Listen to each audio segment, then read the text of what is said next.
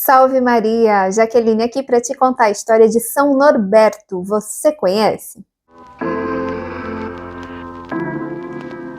Norberto nasceu em Chaltén, na Alemanha, perto do ano 1080.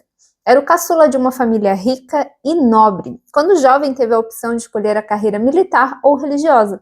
Escolheu a religiosa, porque na sua religião, naquela época, ser religioso era símbolo de uma vida de luxos e prazeres, algo muito distante daquilo que Jesus ensinou. Norberto frequentava as altas rodas, usando roupas riquíssimas, sempre na moda.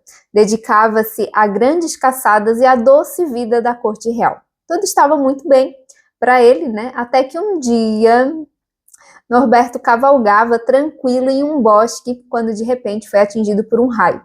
Ele desmaiou com o choque e o cavalo em que vinha morreu.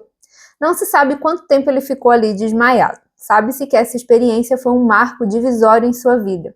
Em poucos momentos, sua vida egoísta e vazia passou como um filme em sua mente e ele compreendeu que se continuasse como estava, não salvaria sua alma. Quando acordou do desmaio, uma voz lhe disse para deixar a vida mundana e procurar o amor verdadeiro, a virtude e o evangelho. Norberto enxergou o erro em que ele vivia, reconheceu e se arrependeu. Abandonou o luxo e os prazeres da falsa vida religiosa praticada pelos nobres e assumiu a pobreza evangélica. Passou então a vestir roupas pobres, a andar descalço e principalmente começou a buscar a Deus na oração, no jejum, no controle de si mesmo, no dizer não às paixões. Quando terminou o ciclo da solidão fértil, percorreu a França, a Bélgica e a Alemanha pregando o evangelho. Depois disso, foi fazer os estudos teológicos no mosteiro de Sigisburgo. Ao terminar, foi ordenado então sacerdote. Depois de ordenado padre, São Norberto passou a lutar pela conversão do clero e dos nobres. Ele propôs reformas nos costumes da igreja, buscando eliminar os privilégios que os nobres tinham na prática de um cristianismo de fachada. A princípio foi duramente contestado pelo clero e pelos nobres, porém a sua luta chegou ao conhecimento do Papa, que o apoiou. Daí em diante, sua luta começou a ser vitoriosa.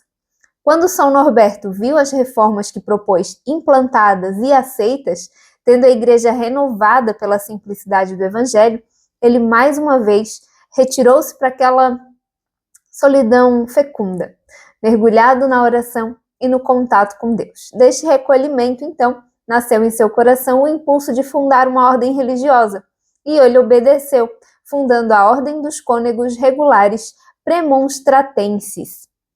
A ordem ficou conhecida como a Ordem dos Monges Brancos, por causa da cor do hábito que eles escolheram usar. O grande diferencial da ordem era levar os padres a viverem uma vida missionária, disciplinada e contemplativa. Para a época, isso era uma revolução. Uma vez estabelecida a ordem, caminhando por seus próprios pés, então São Norberto dedicou-se à vida de pregador itinerante e mendicante. No ano 1126, São Norberto foi retirado da vida itinerante para, em obediência, assumir o cargo de arcebispo de Madimburgo e nessa missão lutou contra um perigoso cisma que ameaçava dividir a igreja. Respeitado, foi escolhido para ser conselheiro do rei alemão Lotário III. Depois tornou-se chanceler.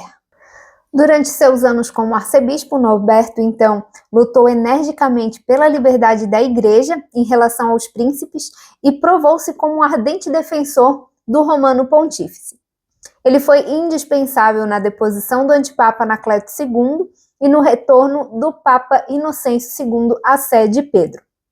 Enfraquecido pelos vários trabalhos e viagens, Norberto retornou a Madimburgo, onde morreu em 6 de junho de 1134. São Norberto é conhecido como o apóstolo da Eucaristia. A reverente contemplação de Norberto fixa-se no ostensório em sua mão direita. Então, muitos dos milagres atribuídos a São Norberto ocorreram no contexto do santo sacrifício da missa. Milagres de cura, de exorcismo e de reconciliação. De fato, São Norberto insistia em celebrar a missa antes de assumir qualquer trabalho, pois tão grande era a sua fé no poder da Eucaristia. No início da sua conversão, quando ele abriu mão de literalmente tudo que ele possuía, ele reteve consigo apenas os artigos necessários para a celebração da missa enquanto ele viajava a pé pela Europa. Era de tal forma que ele podia celebrar a missa diariamente. Embora não fosse uma prática comum na época, o sacerdote celebrar tão frequentemente apenas nos domingos. O ostensório realmente só entrou em uso muito depois, mas durante os tempos conturbados da revolta protestante, ele se tornou uma expressão artística da tão conhecida devoção eucarística de São Norberto. São Norberto, rogai por nós. Aproveita que você está por aqui e já pula para o próximo vídeo. Tem muita história de santo inacreditável, eu tenho certeza que você vai amar. Até a próxima!